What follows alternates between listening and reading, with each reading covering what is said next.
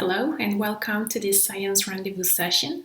My name is Elodie PASSEPORT and I am a professor at the University of Toronto in the Faculty of Applied Science and Engineering. And today I will talk to you about the energy hidden in our wastes. Today, after watching this video, you should be able to explain what is needed for our body to get energy, to contrast aerobic and anaerobic processes, and to argue that anaerobic digestion has potential for net energy production. So before we talk about this specific topic, I'd like to ask you, where do you get your energy from? You probably know you do that a few times per day, maybe 3 to 5, maybe 6 times per day. It's from our food, from the food that we eat. We get our energy from this food that contains organics and nutrients. These organics, you probably heard of some of them. They include proteins, lipids, carbohydrates. And when we eat up our food, it goes through our digestive system. First, it's broken down into our mouth with the saliva, then into our stomach where we have acids and enzymes. And so this food that goes into our mouth is broken down into smaller and smaller and smaller pieces. When the stomach digests the food, a part of these organics, the carbohydrates, which is made of sugars and starches, they are broken down into a molecule that you might have heard of, which is glucose. So the stomach and the small intestine here, they absorb the glucose and then they release it into the bloodstream. And then once it's in the bloodstream, this glucose enters a series of complex chemical reactions and is transformed into energy storage molecule. So the glucose is transformed into chemical energy in the form of a molecule. And then this can be used immediately for our body to function, or it can be stored to be used later. How much energy is in food? Do you know how you can get this? Well, you can look at the label behind the food package that you're buying. For example, here for this chocolate bar, the label here shows you that chocolate bar, or at least 3 pieces, 30 grams of that chocolate bar, can give you 170 calories. In the International System of Units, it's actually 170 kilocal, KCAL. So if for a whole chocolate bar, you can calculate that for 100 grams, so the whole chocolate bar, you can get 567 kilocalories. That's a lot of energy. But when you eat, you also swallow air. And this air contains nitrogen and oxygen. So small amounts of these gases, oxygen and nitrogen, travels through your digestive system as you're digesting your food. So you can imagine that near your mouth and in the esophagus and into the stomach, you still have some good amount of oxygen. And so the reactions that are taking place in this environment are done under what we call aerobic condition, shown here in red. That means that there is a lot of oxygen available. But when you go down the digestive tract, and especially in the large intestine or the colon, there's no more oxygen. It's being used up by other chemical reaction occurring above. When there's no more oxygen, it's what we call an anaerobic environment. And so in that large intestine, in this anaerobic environment, this is actually where you can find the highest quantities, several hundred grams, and concentration, 2 to 5 times 10 to the power 11, so billions and billions of bacteria per gram weight of microbes in the human body. There are so many bacteria that live there, even though there's no more oxygen. These bacteria are responsible for fermentation, which is an anaerobic bacterial reaction that results in two main gases, carbon dioxide, or CO2, and hydrogen gas, H2. These bacteria, so the hydrogen producers, are common within the Firmicutes and Bacteroidetes phyla. So some of the carbon dioxide that is produced is absorbed by the body, but another portion is used by other microbes. 60 to 70% of the hydrogen that is produced during this fermentation remains and is excreted as flatulence or breath. There are other types of bacteria called methanogens. They're shown here in the picture. These bacteria, they use hydrogen and carbon dioxide. So they don't need to breathe oxygen, they breathe carbon dioxide, and they use hydrogen. And you know what they produce? They produce methane. Methane is not used by the cells, it's simply a product that will escape as flatulence or farts. Methane formation from CO2, so from carbon dioxide, is energetically favorable. And so for 1 mole of methane, you form 1 mole of this energy storage molecule I talked about earlier. So to sum up, where do we get our energy from? The energy comes from the organics in our food that will transform into glucose that then enters some cycle to produce chemical energy. And this energy can be used for our body to function. All our organs need some energy to be able to function properly, get energy to think, to run, to walk, to jump. And it also produces these gases, hydrogen, carbon dioxide, and methane, and other gases in smaller quantities. And methane is one of the simplest or the simplest hydrocarbon. If you burn it, you can get a lot of energy from it, and for heating or cooking or other activities like that. Well, obviously we're not harvesting the methane that some of us produce, but there is a very easy analogy between this anaerobic digestion in our own body and what you can do at larger scale with other sorts of organics. Let's look at this. So we talked about the energy resulting from the food that we eat, but how about the energy in the food that we don't eat? Food waste, food scraps, and other solid waste. Well, for solid waste, management methods include first, solid waste disposal methods like landfill, incineration, that sometimes is coupled with some energy generation from the heat that's released. There's also the recycling methods. And finally, there are biological methods, and two main methods exist there. An aerobic one called composting, and an anaerobic one, which is the anaerobic digestion. So composting is an aerobic process, so it requires oxygen. The feedstock, which means like the organic solid waste, is first shredded, mixed, and placed into windrows where it spends several weeks, where it's regularly turned in order to manage other heat distribution and oxygenation. And then it produces compost, which is a good plant fertilizer. On the other hand, anaerobic digestion is a process that does not require oxygen.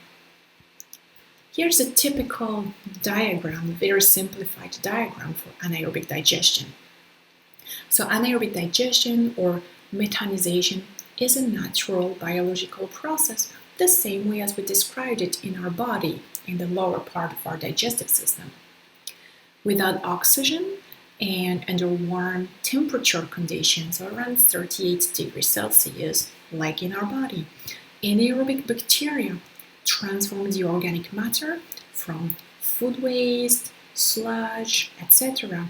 into a gaseous product, biogas, and a liquid residual, the digestate. the same way as we saw in the lower part of our digestive system. Biogas is a mixture of carbon dioxide, about 20 to 50%, and methane, between 50 and 80%.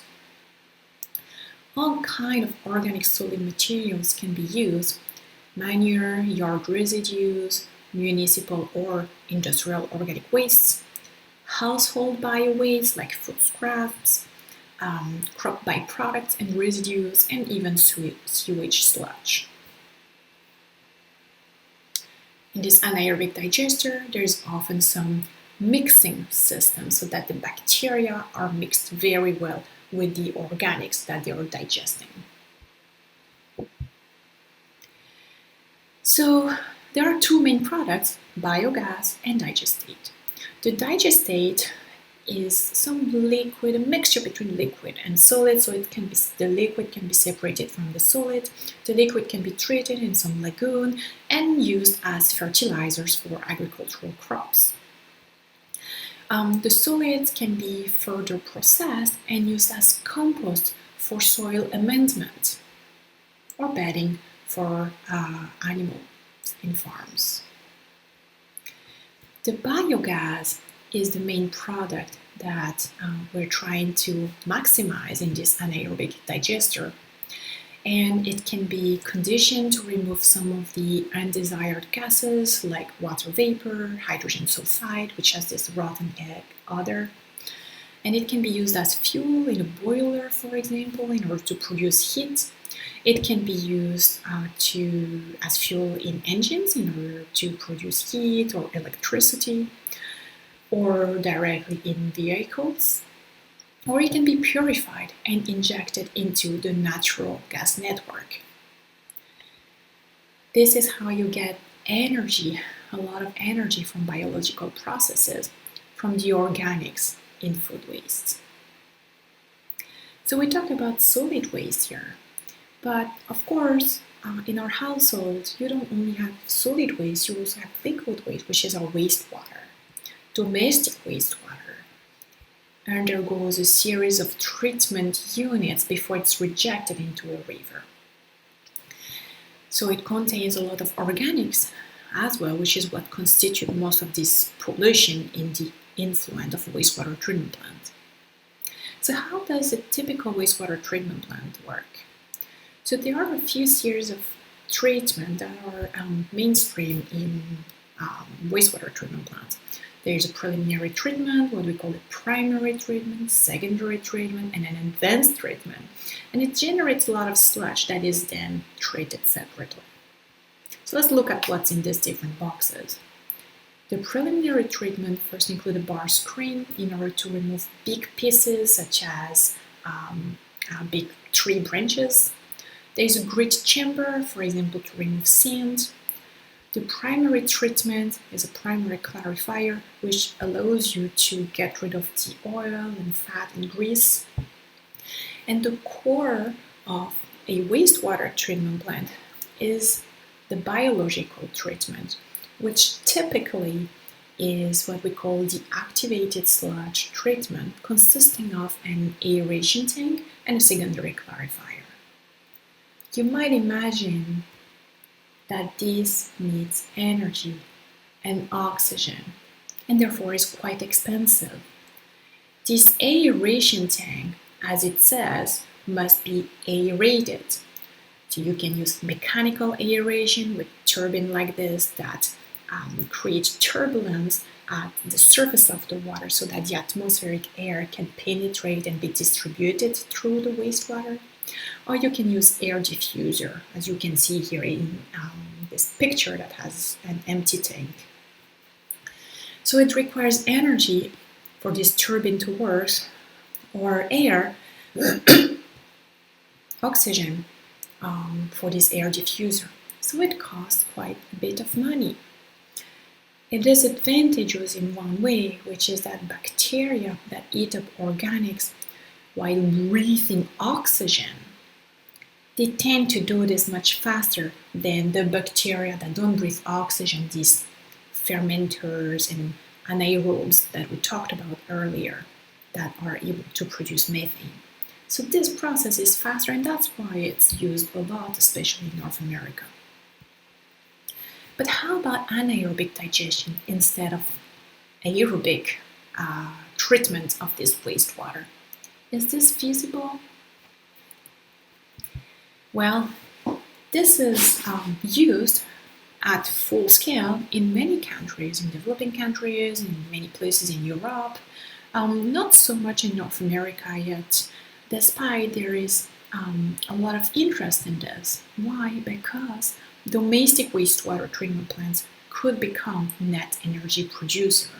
Researchers have shown this, and there's a very nice article by Professor McCarthy shown here that you can find online, where they showed that under anaerobic digestion processes, the energy used to treat wastewater is less than under aerobic processes, the common activated sludge process that I talked about earlier. In addition, from anaerobic digestion of wastewater, you could produce more energy than under aerobic treatment. And if you look at the difference between the blue and the red here, you can see that there's more blue than red under anaerobic processes, meaning that under anaerobic digestion condition, wastewater treatment plants could become net energy producers. Okay, so that will be the end of what I wanted to talk to you about today, but let's see what you understood from these few slides. I've prepared a series of questions, and I'll give you a few seconds for you to think about the answer before I show you the response. The first question is the following. When bacteria eat, they also breathe. In most wastewater treatment plants, at least in North America, what do they breathe? Oxygen, methane, carbon dioxide, or water? I'll give you a few seconds to think about it.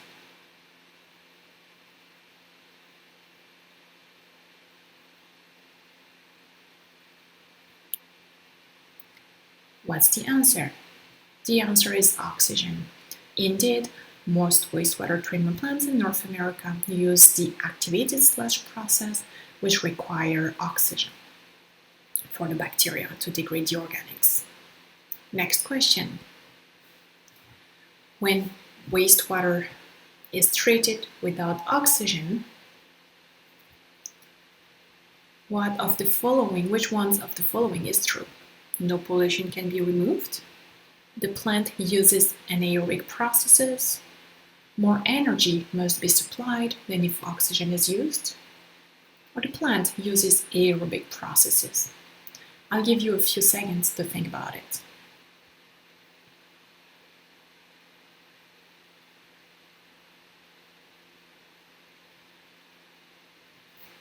Let's see the answer.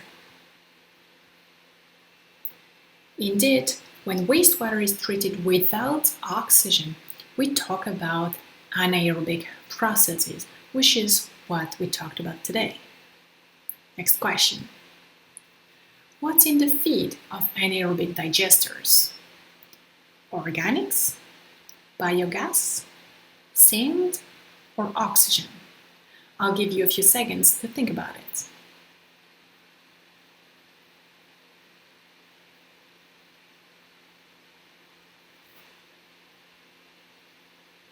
And the answer is organics. Food scraps, food waste, crop residuals or byproduct, manure, municipal industrial solid waste, all of the organics there are the feedstock, what we put inside the anaerobic digester. Next question.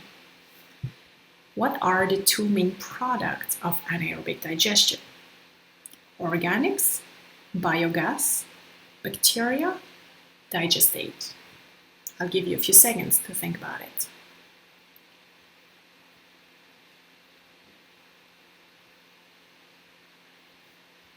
And the answer is biogas and digestate are the two main products of anaerobic digestion.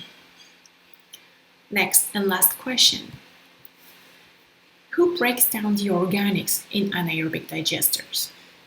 Is it carbon dioxide, algae, bacteria, or the plant operators?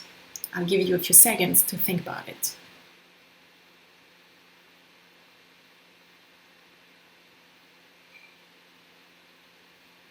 And the answer is bacteria. Indeed, fermenters and methanogens are the type of anaerobic bacteria that can break down organics in the absence of oxygen into the two main products, biogas and digestate. All right, this concludes this presentation today. I hope you learned something and you're convinced that anaerobic digestion is a good way to produce energy from both solid waste and why not our wastewater. Thank you.